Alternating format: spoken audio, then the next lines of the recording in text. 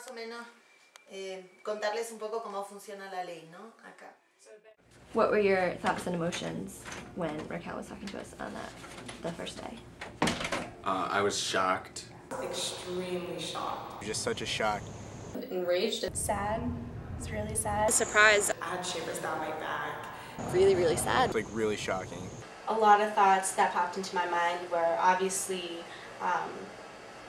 sympathy for the women, but other than that, it made me realize how much we take for granted what we have here. I was really surprised. There were points where I was really angry, Inspired, sadness, devastation, just shocked. Well, I think we were all kind of taken back because it was kind of like we had heard about the situation, heard about these girls that have, you know, been sexually abused and, you know, are now homeless. And basically when Raquel kind of explained it to us, it just kind of became real. Like we were a part of it, we were there. And, you know, these stories weren't just, you know, reading an essay about, you know, South America. We were actually there and living with them and working with them and seeing what they went through. It's a good way to get into it because, you know, we kind of had those feelings of being shocked and like a little emotional hearing these stories, and then we got to see like these gorgeous kids run out and be pumped to see us. It was like, it's very real. After hearing from Raquel about the casa early on the first day, we were all ready to meet the girls and play with the kids. We gathered in the main courtyard for lunch, which was a delicious, fresh, homemade ceviche that some of us helped to make. After we ate, we went around the room and introduced ourselves and heard a little bit about each of the mothers. We were surprised at how young they all really were.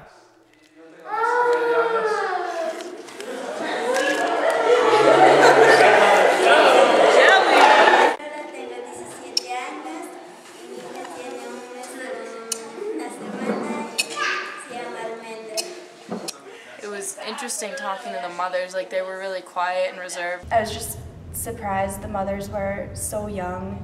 They were like kids playing around, like when they were in the kitchen or in the nursery, like laughing with each other. When we're talking about the mothers, we're referring to women that were a lot younger than us, 5, 6, 7 years younger than us.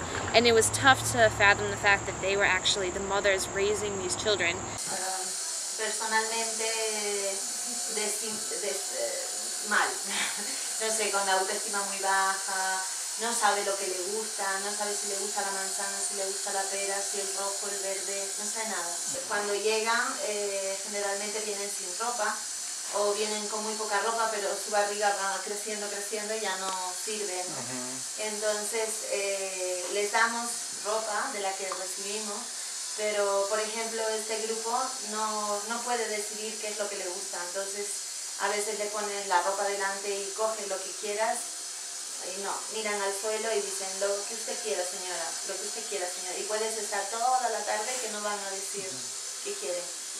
Entonces Pilar ahora es la que reparte la ropa cuando vienen y generalmente a este grupo que no puede decidir le da la ropa más fea. Más fea, más anticuada, más horrible que tengamos.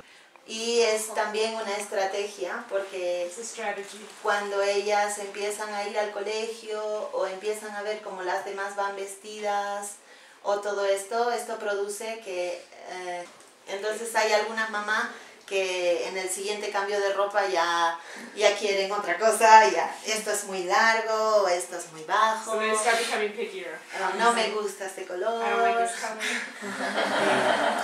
Hay algunas que tardan 4 meses, pero bueno, eso ya es una forma de empujarles a que vean qué es lo que les gusta, ¿no? So Raquel and her husband, it really seems, do a lot from like just the basics on up in terms of having their mission be to have women feel safe at their casa and also to be able to leave the casa with a lot more skills than they came in with in terms of being a mother at such a young age. So after they learn all these things, all these skills, then, you know, they're ready to go out back to the world and try to make a life for themselves. How's it going, Catherine? Good. After lunch, it was time to get to work. As it turned out, there was plenty for us to do. Our biggest project at the casa was the dining room. We were going to paint the entire room. But first we had to sand and prime it. Here. I'm gonna paint the walls white first, and then, well, you'll just have to wait and see. Over the next 5 days, we continued our work in the dining room, caring for the kids and helping in the kitchen. Our work was not really glamorous, especially when we were with the kids. Feeling a little gas. Oh. Lady control over there. But our trip was not just all work. We also had some time to see a few sites like the ancient Incan city of Machu Picchu.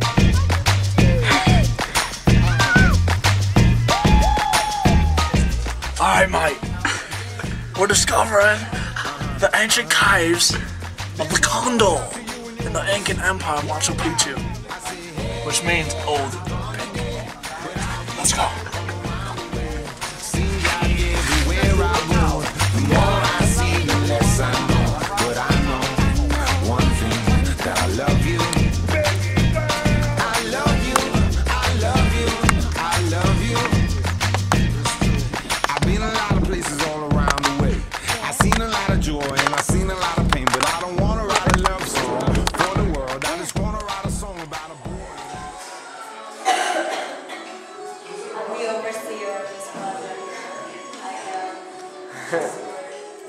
It took us 4 days and a lot of hard work to finish the dining room.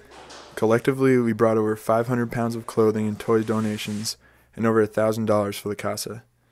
We used the money to buy a new refrigerator, pots and pans, a stereo, and other things that the casa needed. As helpful as these material items were, we don't think that they were the most important things that we brought. I mean, just our general presence of being there first and foremost, like, you know, just showing that somebody's out there caring for them, somebody wants to help.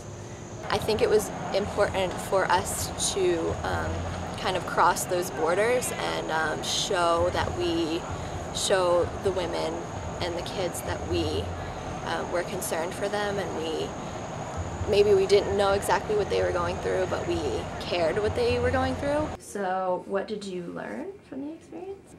I learned about myself, what I can do, what environments I could be in. So I know, like, when I left the casa, I told myself, okay, I'm gonna stop being such a spoiled brat. Instead of learning about another country, and you know, you're still here, you still know when that clock gets to a certain time, you're out of there, you're out of the classroom. But when you're there in a different country, actually in that setting of what you're learning about, you can't escape it, and it just engulfs you. I saw in many cases where a lot of the Bryan students took control.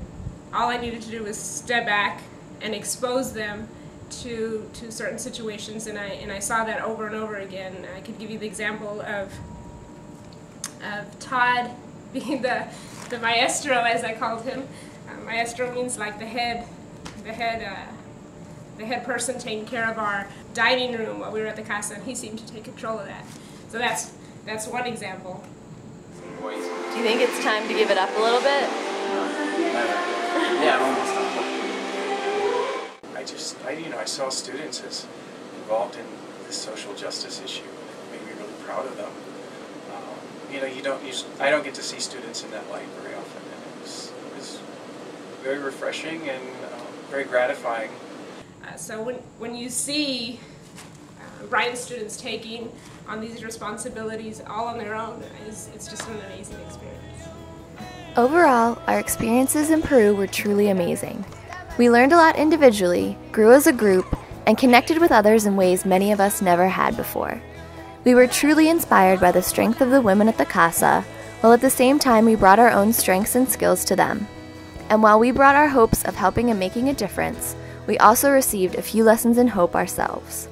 Bueno, la importancia de que vengan grupos y voluntarios es que, por un lado, es el intercambio cultural, que me parece que es muy enriquecedor tanto para los que vienen como para las chicas, que aprenden cosas de ustedes y bueno, y ustedes también de ellas, ¿no? Era enfermera en un hospital, pero ahí trabajas pues con el dolor, con la muerte, con las familias que están muy afectadas, y aquí pues es con la vida, ¿no? Porque son niños que nacen y las chicas son muy jóvenes, que están empezando su vida, entonces, pese a que hay atrás muchas historias duras, el proyecto es esperanza.